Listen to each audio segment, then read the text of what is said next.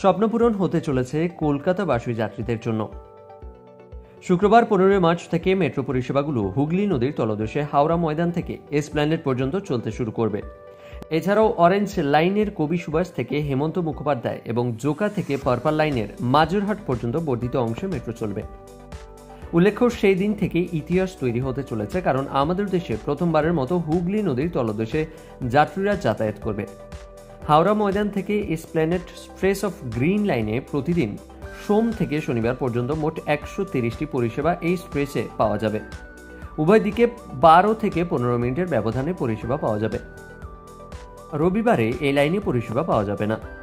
হাওড়া ময়দান থেকে এসপ্ল্যানেড এবং উভয় দিকে প্রথম পরিষেবা সকাল 7টা থেকে এবং শেষ পরিষেবা রাত 9:45 পর্যন্ত পাওয়া যাবে।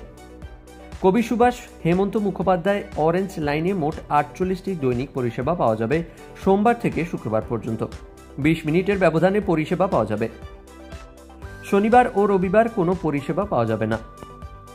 কবি সুভাষ থেকে হেমন্ত মুখোপাধ্যায় উভয় দিকেই প্রথম পরিষেবা সকাল 9টা থেকে এবং শেষ পরিষেবা বিকেল 4:40 অবধি থাকবে। পার্পল লাইনের জোকা থেকে মাজুরহাট পর্যন্ত দিনে মোট 36টি পরিষেবা উপলব্ধ হবে। পরিষেবাগুলো সোমবার থেকে শুক্রবার পর্যন্ত পাওয়া যাবে। 25 মিনিটের ব্যবধানে পরিষেবা পাওয়া যাবে বলে আশা করা হচ্ছে। শনি ও রবিবার পরিষেবা পাওয়া যাবে না। জোকা থেকে মাজুরহাট উভয় দিকেই প্রথম পরিষেবা সকাল 8:30 এবং শেষ পরিষেবা বিকেল 3:35 পর্যন্ত পাওয়া যাবে। ব্যুরো রিপোর্ট, ক্যালকলিং টিভি, কলকাতা।